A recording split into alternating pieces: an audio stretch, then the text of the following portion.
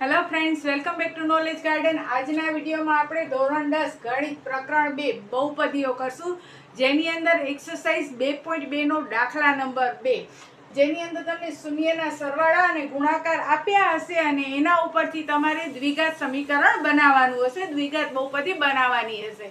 આ જે દાખલા છે એ બોર્ડની પરીક્ષામાં અને પ્રથમ પરીક્ષામાં તમને 100% પૂછાય છે.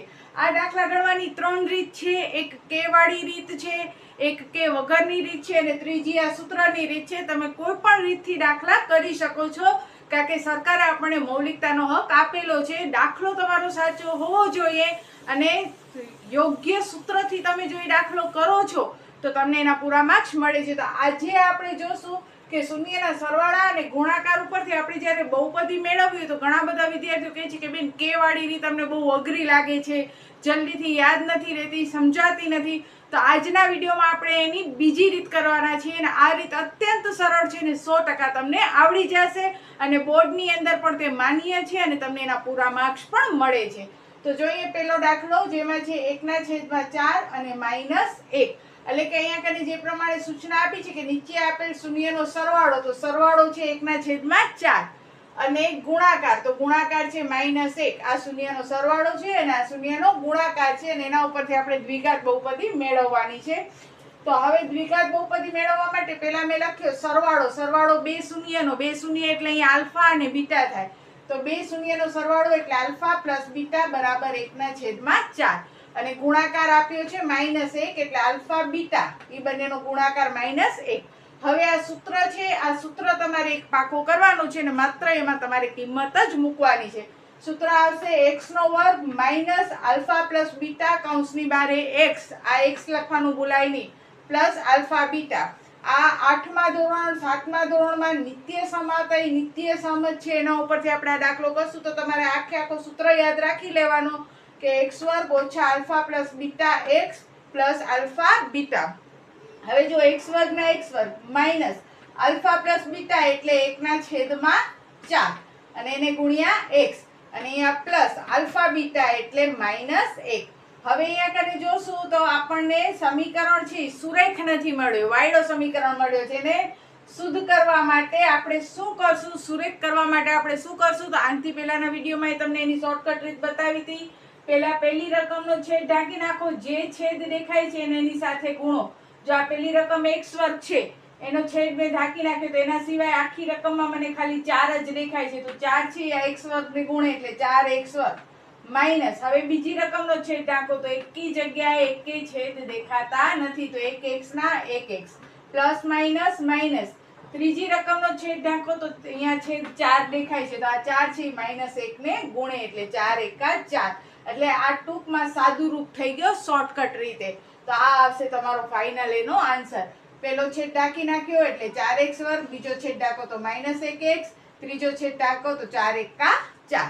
પછી બીજો દાખલો જોઈએ, એમાં સરવાળો આલ્ફા પ્લસ બીટા બરાબર વર્ગમૂળ 2 કીધા છે અને ગુણાકાર એટલે આલ્ફા બીટા 1/3 કીધા છે. ઈ જ સૂત્ર આપણે લખશું x² ઓછા alpha plus beta x plus alpha beta. x² minus alpha plus beta એટલે વર્ગમૂળમાં 2 કૌંસની બારે x વત્તા આલ્ફા બીટા એટલે ગુણાકાર 1/3. હવે અહીંયા પણ જુઓ તો છેદવાળી રકમ છે, આપણને સુરેખ સમીકરણ ગમે એટલે એ જ રીત કરવાની. પહેલો છેદ ઢાંકી નાખો તો 3x², બીજો છેદ ઢાંકો તો 3 ગુણ્યા વર્ગમૂળ 2x, ત્રીજો છેદ ઢાંકો, એકે છેદ દેખાતા નથી તો 1/1.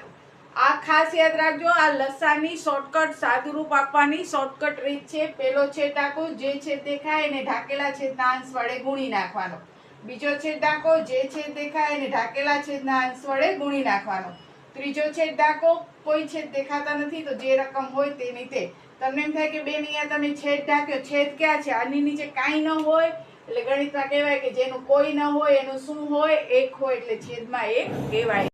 હવે જોઈએ દાખલા નંબર 3, એની અંદર સરવાળો 0 આપ્યો છે, ગુણાકાર આપ્યો છે વર્ગમૂળમાં 5 એટલે કે આલ્ફા પ્લસ બીટા બરાબર 0 અને આલ્ફા બીટા બરાબર વર્ગમૂળ 5. સૂત્ર લખશું x² ઓછા alpha plus beta x plus alpha beta. x² ના x² minus alpha plus beta એટલે 0 ગુણ્યા x અને આલ્ફા બીટા એટલે વર્ગમૂળ 5.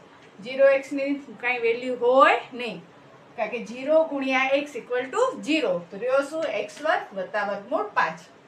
ત્યાર પછી હવે ચોથો દાખલો જોઈએ. એમાં સરવાળો એ 1, ગુણાકાર પણ 1. સૂત્રમાં ડાયરેક્ટ કિંમત મૂકો.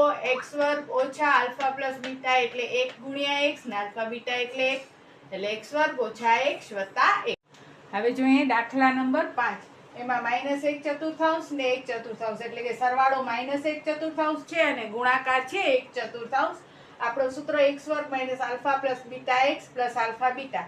સૂત્ર યાદ રાખવાનું. હવે એમાં કિંમત મૂકશું તો x વર્ગ ઓછા આલ્ફા પ્લસ બીટા એટલે -1/4x વત્તા 1/4. માઇનસ માઇનસ પ્લસ x એકા x/4. વળી છેદ ડાકવાવાળી રીત કરીએ. પેલો પદમાં છેદ નથી તો એ ડાકવો તો 4 ચોક 16 ગુણ્યા x વર્ગ. જો પેલો છેદ ડાકું તો બાકીના બે છેદનો ગુણાકાર કરી એને અંશ વડે ગુણવાનો. એટલે 4 ચોક 16 આના છેદમાં કાંઈ નથી તો 1 ઈ ઢાંકી નાખ્યો. 4 ચોક 16 16 ગુણ્યા 1 16x વર્ગ. આનો છેદ ડાકો તો 4x એકા 4x. આનો છેદ ડાકો તો 4 એકા 4. બધેમાંથી મેં 4 કાઢી નાખ્યા કોમન. 4 ચોક 16 4 એકા 4 4 એકા 4 એટલે આન્સર આવશે 4x વર્ગ વત્તા x વત્તા 1. આ આપણો આન્સર આવશે. કોમન કાઢી લો, આપણે લખવાનો નહીં. ત્યાર પછી આ ચેપ્ટરનો છેલ્લો દાખલો. સરવાળો 4 અને ગુણાકાર 1. સૂત્રમાં કિંમત મૂકીએ તો x વર્ગ ઓછા આલ્ફા પ્લસ બીટા એટલે 4x અને આલ્ફા બીટા એટલે 1 એટલે x વર્ગ ઓછા 4x વત્તા 1. આ આન્સર. તો આ હતી આપણી સૌથી શોર્ટકટ સૂત્રની રીત, જેનાથી તમે ઝડપથી શૂન્યનો સરવાળો અને ગુણાકાર આપ્યો હોય તેના ઉપરથી તમે દ્વિઘાત બહુપદી મેળવી શકો છો. તો અહીંયા આપણો પ્રકરણ 2 પૂરો થયો. જો તમને ગમ્યો હોય તો જરૂરથી એક લાઈક કરજો. તમારા કંઈ પ્રશ્નો હોય તો કમેન્ટ્સમાં જણાવજો અને વધુને વધુ વિદ્યાર્થીઓને શેર કરજો, જેથી ફ્રી શિક્ષાનો લાભ બધા જ વિદ્યાર્થીઓને મળે. તો બસ આજના વિડીયોમાં આટલો જ. ત્યાં સુધી બધાને જય હિન્દ, જય ભારત. સૌ ભણે સૌ આગળ વધે. બાય.